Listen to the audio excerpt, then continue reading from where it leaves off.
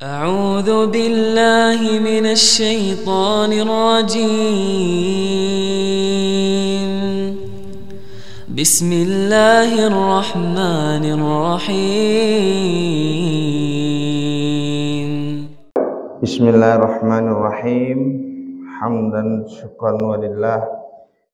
صلاة وسلاما على رسول الله. Asyhadu an la ilaha illallah wa asyhadu anna Muhammadan abduhu wa rasuluh. Bapak Ibu jamaah salat subuh yang kami muliakan, Assalamualaikum warahmatullahi wabarakatuh. Alhamdulillah, bersyukur kepada Allah Subhanahu wa taala. Pagi hari ini kita diperkenankan untuk berkumpul, kita diperkenankan untuk bermajlis ilmu, dan inilah majlis yang kemudian dibangga-banggakan. Ya, kalau yang mungkin seringkali kita dengar adalah Allah menurunkan ketenangan di majlis ilmu. Laras boten? Nang majlis ilmu enten sing kelingan utang boten Bapak Ibu? Enten sing kelingan utang boten? Ya. Nazalat humus sakinah. Ya, jadi ketenangan itu bukan kita yang minta, tapi memang Allah yang memberikan itu. Ya, rahmatnya diturunkan. Tetapi selain itu ada juga satu hadis yang membuat kita semakin bersyukur ketika kita bisa menghadiri majelis-majelis seperti ini. Nah, ini biar yang muda-muda, pemuda-pemudanya, ya, PCM-nya, yang muda-muda biar mau hadir juga, bahwa ternyata Nabi Muhammad SAW itu diberitahu oleh malaikat Jibril. Apa yang diberitahukan? Allahu yubahi bikum malaikah. Apa itu artinya? Allah itu membangga-banggakan kita di hadapan para malaikat. Coba bayangkan, orang-orang yang majlis-majlis yang di situ disebutkan nama-nama Allah, di situ kita didekatkan dengan keimanan Allahu yubahi bikumul malaika. Siapa kita Bapak Ibu? Kok kemudian dibangga-banggakan di hadapan para malaikat?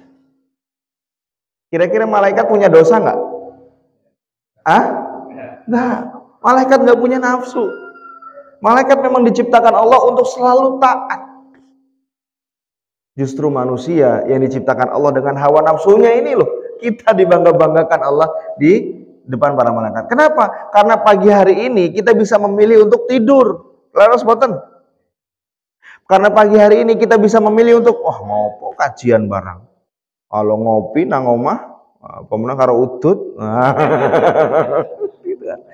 Ya, hari ini kita bisa memilih untuk melakukan pekerjaan-pekerjaan lain selain berkumpul di majelis ilmu ini. Justru karena kita melawan hawa nafsu kita, ya Dek ya, karena kita bisa melawan rasa kantuk kita, karena kita kemudian bisa melawan rasa malas kita, semuanya karena taufik dan petunjuk dari Allah Subhanahu wa taala. Tetapi karena kita bisa melawan itu semua untuk hadir, itulah kenapa Allah membangga-banggakan kita di hadapan para malaikat. Ya, jadi bersyukur Bapak Ibu jamaah yang dirahmati Allah, pagi hari ini Allah berikan kita hidayah untuk bisa berkumpul di majelis ilmu ini, karena nanti kita akan lihat bedanya orang-orang yang datang ke majelis ilmu, orang-orang yang datang ke tempat-tempat kajian, itu dia seharusnya punya cara pandang yang berbeda dengan orang-orang yang tidak pernah datang ke sini. Itu yang harus kita syukuri. Karena tindakan-tindakan kita berasal dari cara pandang kita. Ya, nanti pagi hari ini ya temanya kita adalah melihat cahaya di antara gulita. Ya, jadi orang-orang yang hadir ke majelis ilmu seharusnya punya cara pandang yang berbeda dengan orang-orang yang tidak hadir ke majelis ilmu. Karena apa? Karena dia tahu, ternyata begini toh. Oh, ternyata begini toh. Jadi dia tahu apa yang Allah mau dari kehidupan kita. Ya, maka sebaik-baik utusan adalah Nabi Muhammad Sallallahu Alaihi Wasallam. Ya, salawat serta salam mari kita junjungkan kepada manusia terbaik itu, yang setiap kisah beliau adalah kisah terbaiknya. Setiap perintah dari Allah Subhanahu wa taala, beliau adalah versi terbaiknya. Ya.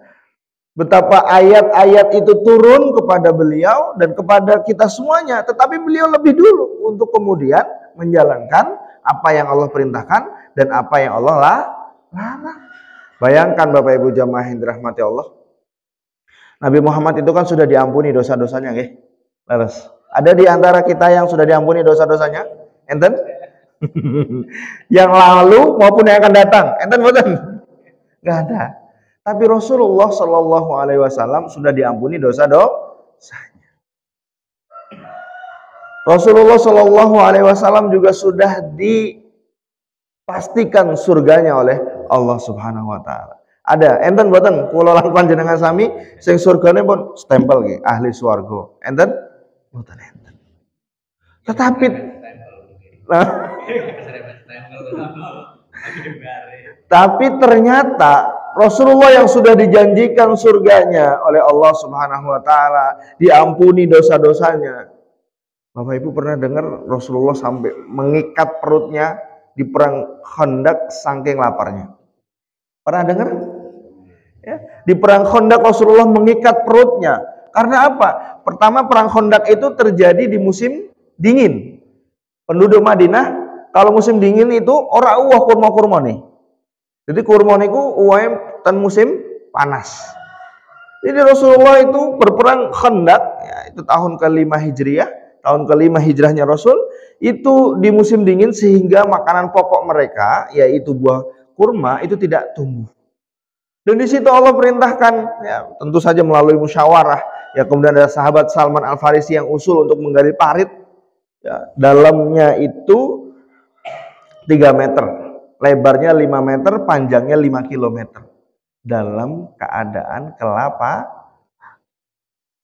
Rasulullah pulang dari rumah, dari masjid misalnya, tanya sama istrinya, ya Aisyah, ada yang bisa kita makan hari ini? Nggak ada. Oh, kalau gitu saya puas. Itu manusia yang sudah dijanjikan surganya oleh Allah Subhanahu wa taala. Itu manusia yang sudah diampuni dosanya yang lalu maupun yang akan datang, Bapak Ibu. Mulai-mulai orang tua sego. Oh, nah dewe orang tua sego. Kalau Rasul nggak punya makanan, ada nggak yang bisa kita makan? Ya Aisyah, nggak ada. Oh, kalau gitu kita puasa. Nah, nek kula lan jemaah sampai mulai orang Rasul, blak orang Rasul sego ngeleh kok ora ono sing dimasake barang. Bayangkan Rasulullah, manusia terbaik itu loh Bapak Ibu. Pulang ke orang duwe sing dipangan. Secara logika, ya Allah, melas teman. Cari manusia terbaik. Ini, leres ya. Cari pun diampuni, bahkan Rasul pernah melihat surga, pernah melihat neraka. Sallallahu alaihi wasallam. Maka ketika kita mendengar ayat-ayat Al-Quran, kita mendengar Rasulullah adalah sebaik-baik contohnya. Maka tolak ukur kita ora kayak Pak Bupati kayak montore akeh, Pak kayak tolak ukur kita adalah Rasulullah Sallallahu alaihi wasallam. Maka ketika nanti kita melihat 1, 2, 3, 4 kesulitan-kesulitan di dalam hidup kita, kita kembalikan semuanya kepada Rasulullah Sallallahu alaihi wasallam. Bapak Ibu, ada di antara kita sing tahu neng ngarep omahe ditekani cah nom-nom sing siap mateni. Enten 10 sisan. Orang mau terima siji. Ketika Rasulullah akan hijrah, kan para kabilah-kabilah itu yang ada di Mekah mengutus pemuda-pemuda terbaik. Taruhannya 40 miliar. Siapa yang dapat menangkap Muhammad hidup atau mati 40 miliar. Sopo sing ora gelem? Utangi lunas kabeh. 40 miliar. Itu Rasul dihadang di hadapan rumahnya. Kira-kira nek kula lan panjenengan sana pripun dalam keadaan itu? Semaput gitu. Orang terima semaput. Tapi kemudian Rasulullah Shallallahu alaihi wasallam menunjukkan kepada kita bagaimana keimanan yang kuat dan ikhtiar yang maksimal. Kan dia doa-doa yang bisa kita baca apa? Allahumma la mani'a lima a'taita wala mu'tiya lima mana'ta. Kalau Allah sudah ingin memberi, nggak ada yang mampu menghalangi. Tapi kalau Allah sudah mau menghalangi sesuatu, nggak ada Bapak Ibu yang mau memberi. Ada misalnya mau dikasih uang sama orang tuanya. Lah kok kui duit kudu rezekine, yo ono ilang gigal teles. Itu kalau Allah sudah mau memberi, tidak ada yang mau halangi. Tapi kalau Allah sudah mau menghalangi sesuatu, tidak ada satupun yang mau dan mampu untuk bisa memberi. Rasulullah Shallallahu Alaihi Wasallam kemudian apa? Allah membuat semua pemuda di depan rumahnya itu tertidur. Coba bayangkan, kalau bukan kekuatan dari Allah Subhanahu Wa Taala, mungkin itu bukan pemuda-pemuda biasa yang gagah berani yang siap untuk menangkap Rasulullah hidup atau mati. Tapi kemudian apa? Kemudian dibuatlah para pemuda-pemuda itu tertidur. Siapa yang membuat mereka tertidur? Allah. Jadi kalau Allah sudah berkehendak terhadap hambanya, maka Allah bisa menggerakkan seluruh makhluknya untuk membantu Allah dalam membantu hambanya ini. Jadi kemudian Rasulullah keluar dari rumahnya. Lalu apakah itu saja ikhtiarnya? Enggak. Rasulullah menempatkan siapa? Ali bin Abi Thalib di ranjangnya. Sebagai bentuk ikhtiar. Ketika nanti pemuda-pemuda ini terbangun, masuk ke dalam rumah, loh kok jebol itu Rasulullah? Ternyata Ali bin Abi Thalib. Dicari, dikejar, Rasulullah bersembunyi di Gua Thur. Coba apa yang lebih menakutkan daripada hal tersebut? Itu manusia terbaik yang pernah Isra, pernah Mi'raj. Kenapa tidak Allah buat saja hijrahnya Rasul dari Madinah ke Mekah itu dengan Isra Mi'raj, langsung tekan Madinah. Rasulullah adalah sebaik-baik contoh. Beruntung kita punya Rasul yang kemudian beliau Shallallahu Alaihi Wasallam menunjukkan arti perjuangan kepada kita. Agar ketika nanti kita merasa di dalam gulita-gulita kehidupan ini, kok kayaknya angel, kok kayaknya orang rampung-rampung, maka kemudian kita bisa melihat cahaya-cahaya itu dari sejarah-sejarah bagaimana Rasulullah Shallallahu Alaihi Wasallam menghadapi kehidupannya yang begitu luar biasa. Di Gua Thur misalnya nanti, di Gua Thur apa yang dilakukan Rasulullah? Bersembunyi bersama siapa? Abu Bakar As-Siddiq radhiyallahu anhu.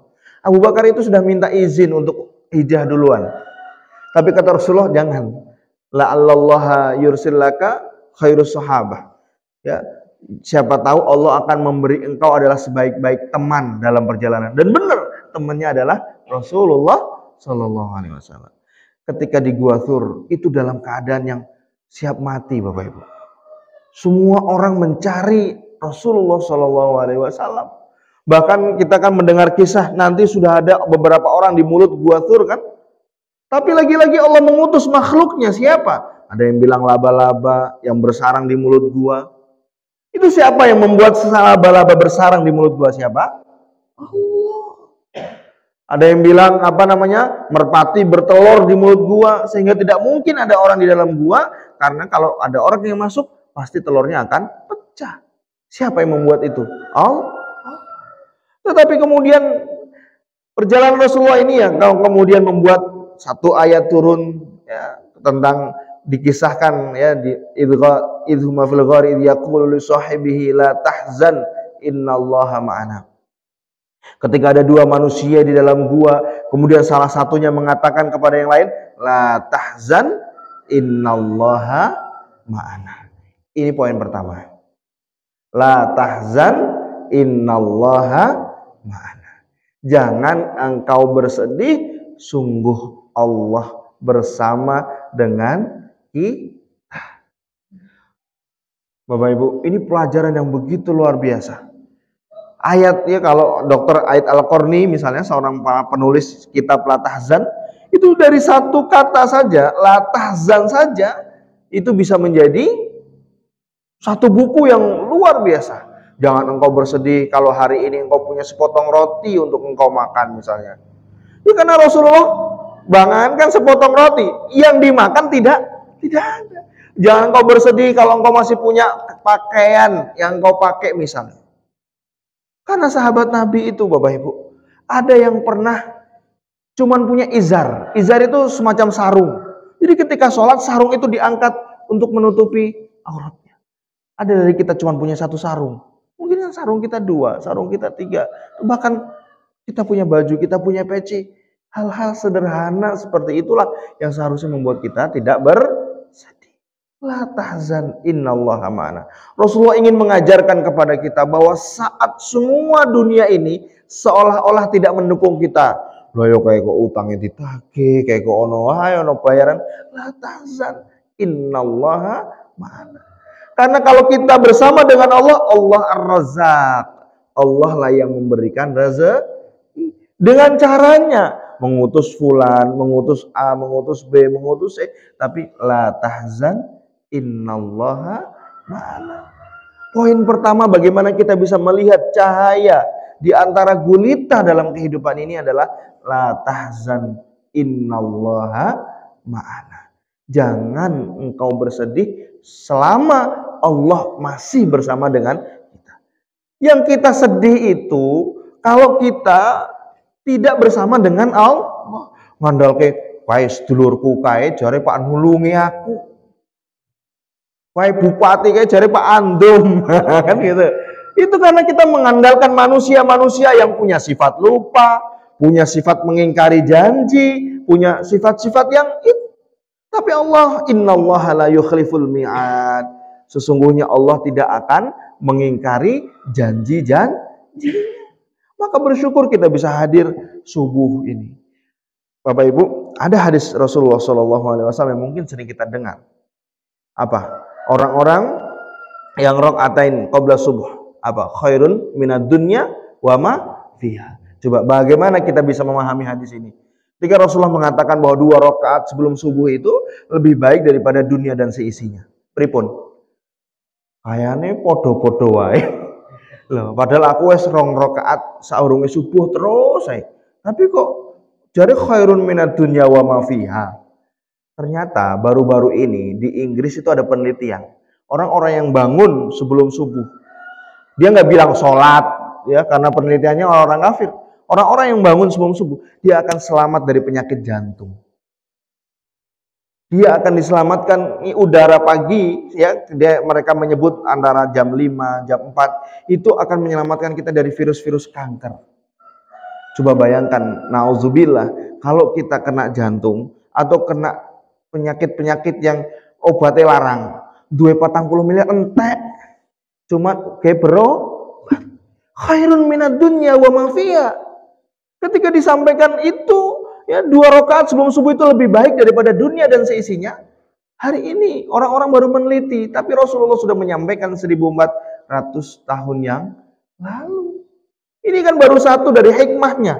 Mungkin ada banyak lagi hikmah yang kita nggak tahu. Ya kan? Kalau kita buka misalnya, ya kenapa bangun pagi dan lain sebagainya. Itu baru, ya coba kita yo takai 40 miliar tapi dikai penyakit jantung karo Gusti Allah pripun. Angel mboten? Pasang ring obatnya ning Singapura. 40 miliar kurang. Lah, kurang malah. Malah cek utang rono-rone ya seorang duwe 40 miliar sing penting sehat. Maka khairun minad dunya wa ma fiha itu yang baru bisa kita lihat di dunia, di akhirat. Dari itu nanti kita zikir kita, qiraah kita di subuh itu disaksikan oleh para malaikat. Belum lagi kalau kita beristighfar. Nah, ini poin kedua. Setelah la tahzan innallaha ma'ana. Setelah kita tahu bahwa udah selama kita bersama dengan Allah Subhanahu wa taala, selama kita bersama dengan agama Islam, insya Allah semuanya adalah kebaikan.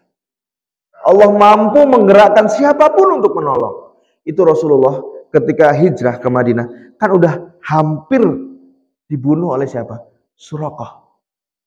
Di atas kudanya, Suraqah sudah melihat Rasulullah. Entuk 40 miliar ya. Tapi apa Bapak Ibu yang terjadi? Kudanya Suraqah jatuh. Tidak bisa berdiri. Coba siapa yang membuat kuda itu terjatuh? Allah. Siapa yang kemudian membuat Suraqah tidak mampu membunuh Rasulullah Shallallahu Alaihi Wasallam? Allah. padahal wes nang ngarepe. Lalu kemudian gerinyo. Gerinyo. Siapa yang membuat itu? Allah. Maka yakinilah innallaha ma'ana. Selama Allah bersama dengan kita, gak usah sedih. Tidak perlu bersedih.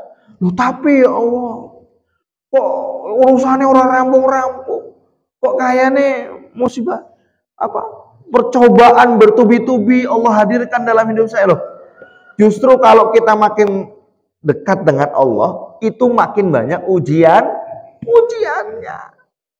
Para nabi dan rasul itu yang paling berat menghadapi ujian dari Allah Subhanahu wa ta'ala. Lalu siapa? Lalu orang-orang yang saleh. Bapak Ibu jamaah yang dirahmati Allah, Rasulullah Shallallahu Alaihi Wasallam itu kan perjuangannya luar biasa. Di Madinah, di Mekah, beliau ke Taif dilempari kotoran. Ada dari kita pernah dilempari kotoran? Ada yang pernah dari kita pulang dari masjid ngarep omawes ono ririne, ketika sholat dihina-hina? Kan nggak ada. Itu Rasul, itu Nabi. Tetapi cobaannya begitu luar biasa. Di akhir hayatnya, ketika Rasulullah sakit, beliau menyampaikan apa? Saya itu diuji sakitnya 2 kali sakitnya manusia biasa. Kalau panasnya kulolan penyembuhan saya 40, Rasulullah 80. Coba, itu manusia terbaik. Itu manusia yang nanti di akhirat nanti akan memberikan syafaat kepada umat-umatnya. Nah, kok diuji sedemikian rupa? Tetapi Rasulullah Shallallahu Alaihi Wasallam mengajarkan kepada umatnya bagaimana sih agar kita dalam segala kesulitan yang kita hadapi dalam hidup ini, Allah bisa berikan kemudahan-kemudahan. Allah bisa berikan jalan keluar. Inna ma'al usri yusra, inna ma'al usri yusra. Setiap kesulitan ada kemudahan. Maka Rasulullah memberikan diantaranya adalah sebagaimana yang disampaikan Allah Subhanahu wa taala dalam surat Al-Anfal. A'udzubillahi minasyaitonirrajim. Wa ma kana Allahu liyu'adzibahum wa anta fihim wa ma kana Allahu mu'adzibahum wa hum yastaghfirun. Artinya adalah, dan Allah tidak akan menurunkan azab selama engkau ya Muhammad masih bersama dengan umatmu. Dan lanjutannya adalah, dan Allah tidak akan memberikan azab selama mereka masih beristighfar. Bapak Ibu, Rasul kita yang sudah diampuni dosanya itu, sudah dijamin surganya itu, setiap hari beristighfarnya berapa kali? 70. Di hadis yang lain disampaikan 100. Itu hitungan-hitungan ya, kalau di Arab itu hanya sebagai penanda bahwa Rasulullah itu banyak beristighfar. Jadi angka 70, angka 100 itu bukan patokan, tetapi adalah sebagai penanda bahwa Rasulullah Shallallahu Alaihi Wasallam itu setiap harinya banyak beristighfar. Padahal beliau sudah diampuni dosanya, sudah. Tapi kenapa kemudian beliau ingin mengajarkan kepada kita, nih, kamu kalau punya kesulitan, punya hal-hal yang sulit dalam hidup kamu, istighfar. Bahkan di sini, wa makana Allahu liyu'adzibahum, agar kesulitan-kesulitan itu tidak menjadi azab bagi kita, beristighfar. Karena ya menurut Ibnu Jauzi mengutip dari ulama salaf bahwa ada 2 hal yang bisa menjadi benteng bagi kita terhadap azab-azab Allah Subhanahu wa taala. Yang pertama adalah apa? Kehadiran Rasulullah Shallallahu Alaihi Wasallam. Tapi Rasul masih ada atau sudah wafat? Rasul sudah wafat. Maka tinggal tersisa 1 yang bisa menjadi benteng kita dari azab Allah Subhanahu wa taala. Apa itu? Istighfar. Jadi agar musibah-musibah, agar cobaan-cobaan yang datang kepada kita itu tidak menjadi azab bagi kita, beristighfar. Dan suatu ketika ada ya, masyarakat yang datang kepada alim ketika itu, Hasan Al-Basri datang dengan masalah yang berbeda. 1 paceklik, nggak panen. 1 kemudian tidak punya keturunan. 1. Tapi solusinya cuma satu dan solusinya sama untuk semua masalahnya. Apa itu? Istighfar. Coba, muridnya sampai kaget. Ya Imam, ini kan 3 orang datang dengan masalah yang berbeda-beda. Tetapi kenapa solusinya sama? Maka kemudian Imam Hasan Al-Basri membaca satu ayat yang ada di surat Nuh. Ayat 10 sampai ayat 12. Faqultu astaghfiru rabbakum innahu kana ghaffara yursilis samaa'a 'alaikum midrara wa yumdidukum bi amwalin wa banin wa yaj'al lakum jannati wa yaj'al lakum anhara. Itu solusi yang diberikan oleh Imam Hasan Al-Basri, bukan solusi-solusi manusiawi, solusi yang datang dari Allah Subhanahu wa ta'ala. Maka katakanlah istighfarlah kepada Allah Subhanahu wa ta'ala, sesungguhnya beliau Maha mengampuni. Kemudian setelah kita beristighfar, apa yang dijanjikan oleh Allah Subhanahu wa ta'ala? Yursilis samaa'a 'alaikum midrara. Allah turunkan hujan dari langit yang luar biasa. Wa yumdidukum bi amwali wa banin, dan Allah tumbuhkan kepada kalian amwal, harta-harta, keturunan-keturunan. Wa yaj'al lakum jannati wa yaj'al lakum anhara, dan Allah berikan kepada kalian kebun-kebun, dan Allah berikan kepada kalian sungai-sungai. Coba, itu kan yang diinginkan banyak manusia, duit akeh, duit anak akeh, soleh. Zaman itu yang dibangga-banggakan ada anaknya, kebune ombo, pengen boten Bapak Ibu? Kebune ombo, wono sungai-sungai ini, wes pokoknya itu Allah sudah janjikan itu dalam kita, insya Allah bisa meraihnya dengan apa? Dengan keimanan kita kepada Allah melalui istighfar. Tentu dengan ikhtiar-ikhtiar manusiawi, tetapi istighfar kita itulah yang akan membuat Allah membukakan jalan-jalan kebaikan kepada kita. Karena bisa jadi Allah ingin kita memperbanyak istighfar kepada beliau. Allah ingin membersihkan hati kita. Allah ingin membersihkan kehidupan kita. Sehingga nantinya ketika semuanya sudah bersih, Allah turunkan hujan itu. Mungkin hujannya nggak banyak, tetapi karena hati kita bersih, hati kita tidak banyak dosanya, kita bisa melihat kenikmatan-kenikmatan itu dengan lebih banyak. Mungkin uangnya sama Bapak Ibu, sebelum dan sesudah istighfar, tetapi karena istighfar kita yang membersihkan hati kita, membersihkan pikiran kita, jebul kok aku duit sing lumayan, iso disyukuri. Jadi bisa jadi hartanya nggak bertambah, tapi rasa syukur kita yang bertambah. Sebagaimana tadi, ya, kalau kita punya 40 miliar, kemudian kita dikasih sakit yang menghabiskan 40 miliar pun kurang. Maka kemudian syukur kita, oh seorang duwe 40 miliar ora apa-apa Gusti Allah, sing penting diparingi sehat, sing penting jek iso jamaah subuh, sing penting jek iso hadir kajian, sing penting nek ana sedekah-sedekah jek iso ngamal. Maka disitulah kebaikan-kebaikan itu. Disitulah kemudian Allah hadirkan kepada kita kebaikan-kebaikan itu yang bisa jadi hartanya sama, bisa jadi keuangannya sama, bisa jadi kebone ora ombo, podo ombone, tapi kemudian rasa syukur kita, oh jebul aku luwih beruntung, kayak orang duwe kebon, aku duwe kebon. Nek wingi kan deloke piye? Kebone aku kok sakmene, wong kae kok kebone luwih ombo. Tapi istighfar kita, yang kemudian ya dari situlah Allah akan menurunkan apa? Kebaikan-kebaikan. Dari situlah kemudian Allah akan membukakan pintu-pintu kebaikan. Maka untuk orang yang beristighfar, bahkan ya Bapak Ibu, istighfar kita sebelum subuh, Allah janjikan apa? Surga. Surga yang khusus untuk orang-orang yang beristighfar di waktu sahur. Wabil ashari hum yastaghfirun. Orang-orang yang beristighfar di waktu. Maka kemudian ulama menyampaikan, kalau permohonanku, doa-doaku kepada Allah terlalu banyak, sampai bingung mau doa yang mana dulu, saking akeh njaluke karo Gusti Allah, apa sarannya? Beristighfar. Bingung ya Allah, dong aku kok akeh temen nih. Istighfar. Bersihkan hati kita, bersihkan dosa-dosa kita, insya Allah Allah akan turunkan ya, bagaimana kebaikan demi kebaikan itu kepada kita. Ya, Bapak Ibu jamaah yang dirahmati Allah, Rasulullah Shallallahu Alaihi Wasallam di hadis ya, yang kemudian disampaikan beliau beristighfar 70 atau 100 kali setiap harinya, itu mengalami begitu banyak cobaan dalam hidupnya. Tetapi Rasulullah Shallallahu Alaihi Wasallam paham bahwa hidup ini hanya 60 sampai 70 tahun. Di hadis kan disampaikan, ya, umurnya umatku itu baina sitin wa sab'in, antara 60 sampai 70 tahun.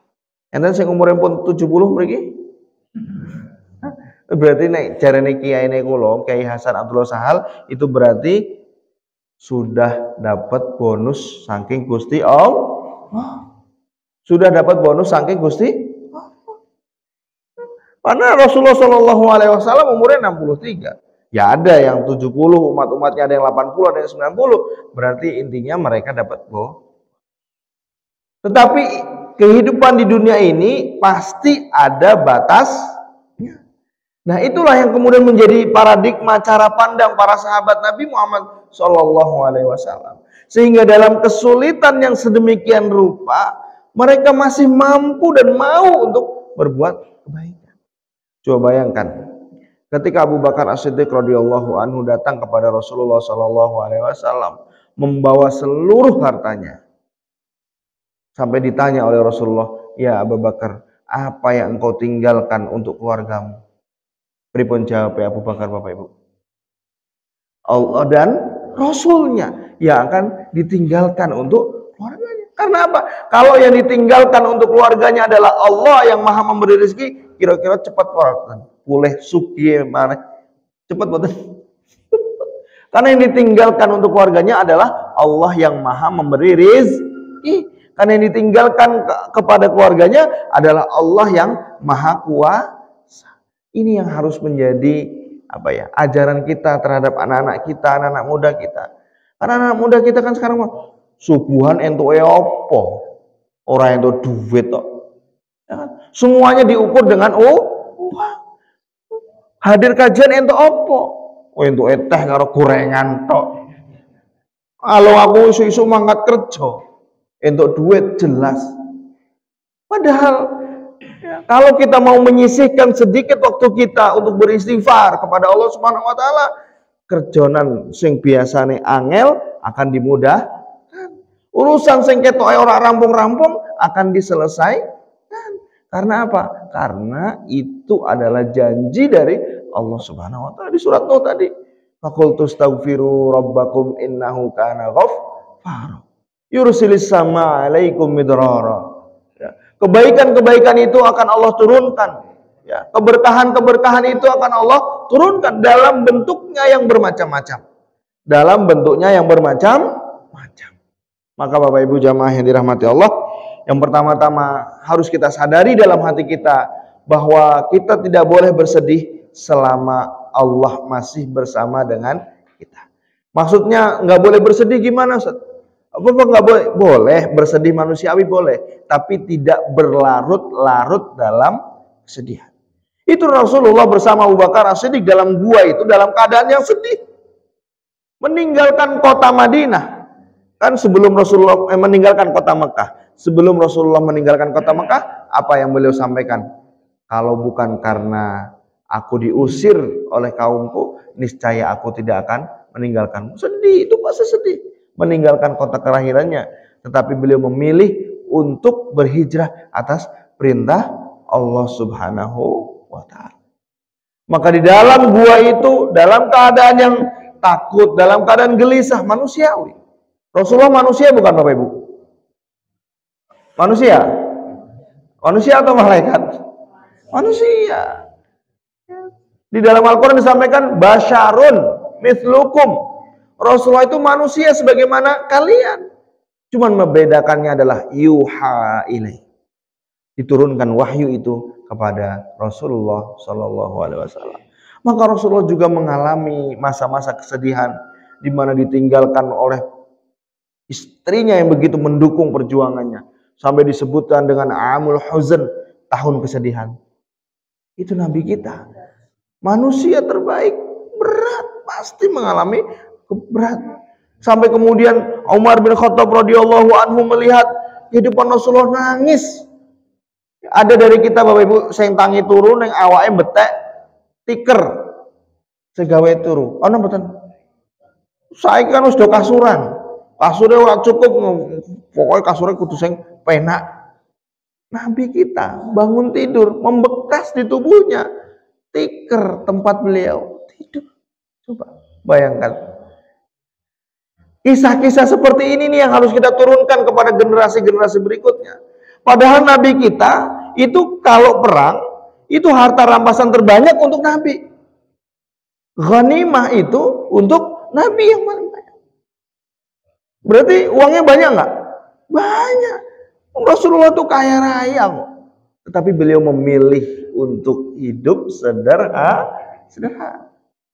Dengan segala kesederhanaan itu apa? Agar kita umatnya itu punya suri toladan terbaik. Ya. Punya contoh, oh Rasulullah itu seperti itu. Oh Nabi kita yang sudah dijamin surganya itu seperti itu. Masih beristighfar setiap harinya minimal 100 kali. Nah kita sehari berapa kali istighfarnya Bapak Ibu? Peng 100 enten boten? Hah? Insya Allah Nah, habis ini dibiasakan istighfar. Sambil jalan ke sawah, istighfar. Sambil berangkat kerja, istighfar. Sambil nunggu apa? Maka di lift di Saudi itu banyak tulisan ini, daqaiq fil intidhar, istighfar. Menit-menit menunggu untuk beristighfar. Ada lagi daqaiq fil intidhar, subhanallah. Menit-menit kita menunggu. Ya kan kadang kita nunggu antri di puskesmas, nunggu antri di ngapain? Diem, paling main HP. Ayo buat istighfar.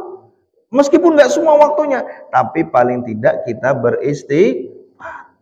Kita jadikan itu dawam, kita jadikan itu rutinan dalam kehidupan kita. Kalau nggak astagfirullah, ada lafal lain misalnya dalam Al-Quran. Yang ini dikisahkan oleh Allah Subhanahu Wa Taala bagaimana Yunus alaihissalam, seorang nabi yang dimakan oleh apa? Nabi Yunus dimakan apa dek? Ikan hiu. Logika manusia nggak mungkin selamat, nggak mungkin selamat. Maka apa zikirnya Nabi Yunus? La ilaha illa anta subhanaka inni kuntu minal zalimin. Hanya Engkau ya Allah Tuhanku, aku ini dalam keadaan yang zalim. Itu dibaca oleh Nabi Yunus, istighfarnya dengan cara seperti itu. Maka kemudian Allah selamatkan Nabi Yunus dari mulut ikan hiu. Dari kita belum ada ya, ada yang pernah masuk dalam mulut ikan hiu? Enten saya nanti melepet mulut ikan hiu. Berarti kan kesulitan kita belum levelnya Nabi Yunus alaihissalam. Maka ayo kita baca itu bersama-sama, kita lafalkan itu, kita jadikan itu zikir-zikir kita sehari-hari. Jadi sebenarnya Allah itu sudah ingin menghadirkan solusi dalam setiap permasalahan kita. Hanya kadang kitanya yang nggak mau dikasih solusi oleh Allah Subhanahu wa Ta'ala. Pengennya kita itu na iso yo ora ana kesulitan ya Allah. Na iso yo kabeh kuwi gampang ya Allah. Na iso ki aku koyo kae ya Allah. Padahal yang paling mengerti takdir kita siapa Bapak Ibu? Allah. Yang paling mengerti ukuran takdir kita adalah Allah Subhanahu wa Ta'ala. Bisa jadi kalau kita dijadikan koyo kae, kayak orang yang kita mau, kita nggak kuat. Justru kita nggak subuhan. Karena apa? Kasure penak. Ya. Karena apa? Ngitung duit nganti bengi. Jadi subuhannya telat. Karena Allah ingin kebaikan kepada kita, maka Allah jaga kita dari hal-hal yang menjauhkan kita dari kebaikan-kebaikan tersebut. Ya. Nanti ya, kita akan tahu dan akan mengatakan, oh ternyata ini toh hikmahnya. Kan dalam hari-hari kita sering ya, dalam hari-hari kita, ya ini cerita pribadi. Saya S1 di Malaysia itu kan jurusannya ilmu politik. Jurusan sing ora nyambung blas. Awe cilik neng pondok, awe cilik kon ngafalke Quran, begitu kuliah di Malaysia nganggo bahasa Inggris kabeh, jurusannya ilmu politik. Jadi iso nyalon bupati. Ya, digantung aku karo bapakku nyalon bupati gitu. Ya, iso ya jurusan ilmu politik. Bapak tuh bilang gini, Pak jadi ustadz jurusannya ilmu politik. Saat itu iya masa jurusan ilmu politik. Tapi alhamdulillah sekarang saya melanjutkan S2 di Madinah. Justru yang banyak memudahkan perjalanan saya melanjutkan S2 di Madinah adalah karena saya S1 di Malaysianya ilmu politik. Qadarullahnya Allah takdirkan ada jurusan baru dibuka di Universitas Islam Madinah, Saqafah Islamiyah, yang banyak mengkaji pemikiran-pemikiran barat. Yang itu semuanya sudah saya pelajarin ketika saya S1 di Malaysia. Alhamdulillah. Coba hikmahnya 4 tahun kemudian baru saya tahu. Ya, mungkin ada yang hikmahnya 10 tahun kemudian, oh ya Allah, jebol kok jenengan takdir ke kulo kados ngoten, ternyata ini toh hikmahnya. Ternyata ini toh pelajarannya. Nah, maka Bapak Ibu jamaah yang dirahmati Allah, setiap takdir yang Allah takdirkan untuk hamba-hambanya itu adalah takdir terbaik. Takdir terbaik. Kalau tidak baik menurut pandangan kita, itu baik menurut pandangan Allah Subhanahu wa Ta'ala. Maka sebagai penutup, izinkan saya menyampaikan sebuah hadis yang Allah sampaikan melalui lisan Rasulullah Sallallahu Alaihi Wasallam. Man yuridillahu bihi khairan yusib minhu. Barang siapa yang Allah menginginkan kebaikan kepada dirinya, kan ada banyak tuh yufaqihu fiddin, Allah jadikan dia kemudian orang-orang yang faqih dalam agama. Tapi di hadis ini Allah menyampaikan man yuridillahu bihi khairan yusib minhu. Barang siapa yang Allah inginkan kebaikan dari dirinya, Allah takdirkan dia mendapatkan musibah demi musibah. Maka dalam kehidupan kita yang pasti tidak pernah lepas dari 1, 2, 3, 4, 5, 10, 100.000 kesulitan-kesulitan, musibah-musibah, yakinilah bahwa itu kebaikan-kebaikan yang Allah hadirkan dalam hidup kita. Orang beriman itu Bapak Ibu, ketusuk duri aja itu menggugur dosanya. Sakit aja kita disunahkan apa bilang? Tahurun insyaallah. Sakit itu menggugurkan dosa-dosa kita. Enak. Jadi umat Islam itu enak. Ya. Mau dalam keadaan sehat dia baik, dalam keadaan sakit juga dia baik. Maka man yuridillahu bihi khairan yusib minhu. Ini yang harus kita tanamkan baik-baik dalam diri kita. Bahwa setiap Allah menginginkan kebaikan kepada kita, bisa jadi kita diuji. Karena Allah ingin memberikan pahala-pahala itu sebanyak-banyaknya kepada kita. Jadi kita tutup ya dengan satu ayat Al-Quran. وَلَنَبْلُوَنَّكُمْ بِشَيْءٍ مِنَ الْخَوْفِ وَالْجُوعِ وَنَقْسِمْ مِنَ الْأَمْوَالِ وَالْأَنْفُسِ وَالثَّمَرَاتِ. Dan sungguh Allah akan menguji kalian dengan rasa takut, dengan rasa lapar, dengan rasa kekurangan, dengan rasa-rasa yang Allah ujikan. Nah, dewe takut, nek dhewe ngeleh, nek dhewe wedi, nek dhewe merasa kekurangan, berarti kita masih ada dalam dunia. Sifatnya kayak gitu memang. Nek kabeh penak, kabeh dimudahkan, kabeh itu berarti kita ada dalam swarga. Kita masih di dunia. Kita masih di dunia. Maka wajar kita merasa takut, wajar kita merasa lapar, wajar kemudian kita merasa sedih, wajar kemudian kita merasakan hal-hal yang manusiawi, itu wajar. Maka ayo kita kuatkan diri kita dengan istighfar kita. Kita kuatkan hubungan kita dengan Allah Subhanahu wa Ta'ala, agar ketika kesulitan-kesulitan itu datang, kita kuat menghadapinya. Agar ketika kesulitan-kesulitan itu datang, kita bisa melihat cahaya di antara gelap-gelap itu. Agar kita ora kaya cah nom-nom jare nek Gusti Allah Pak maringi rezeki sing akeh, aku kok ora dikei-kei. Rezekiku kok cek pas-pasan wae. Dia selalu melihat hal-hal yang dia tidak miliki. Padahal jajal tak tuku ginjalmu 10 juta oleh murah, 100 juta oleh murah. Bayangkan Allah menciptakan tubuh kita saja sudah demikian luar biasa. Dan ini yang sering dan luput untuk kita syukuri biasanya. Maka Bapak Ibu, ya, mari kita biasakan untuk kita bisa melihat cahaya di antara gulita-gulita kehidupan ini. Apalagi ya katanya sekarang ya ekonomi makin sulit begitu ya. Uripe hawane yo tambah sumuk mboten. Aku ya ini alhamdulillah saya libur seminggu dan pulang setiap hari keringetan terus. Neng Arab iki kayane yo 45 derajat, 50 derajat. Luwih panas tapi ora tau keringetan, ora tau sumuk.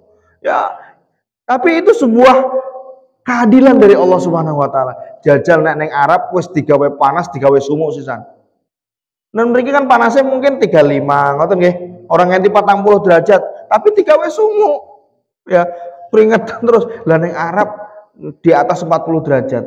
Nganti hampir kalau hajian itu sampai hampir 50 derajat. Tapi Allah takdirkan orang digawe sumuk, panas tok, mau orang digawe sumuk. Coba keadilan dari Allah Subhanahu wa taala. Maka yang menjadi pelajaran saya di semester 2 ini adalah makna bahwa ini mungkin kalau kita ada sesi berikutnya, al-wasatiyatu fil Islam. Keadilan Islam itu bukan hanya bermakna adil. Wasatiyah, ini baru tahu saya ternyata, wasatiyah itu bukan hanya bermakna adil, tetapi al-wasatiyatu fil Islam ma'nahu aidan al-khairiyah. Wasatiyah dalam Islam itu artinya juga kebaikan. Itu yang saya baru tahu nih dari semester ini. Ternyata itu. Nah, nanti itu mungkin bisa jadi kajian kita berikutnya, bahwa segala sesuatu yang Allah tetapkan dalam syariat ini, puasa, zakat, sholat, haji dan lain sebagainya, itu selain itu syariat, itu juga bermakna khairiyah. Itu juga bermakna kebaikan. Atau contohnya misalnya puasa.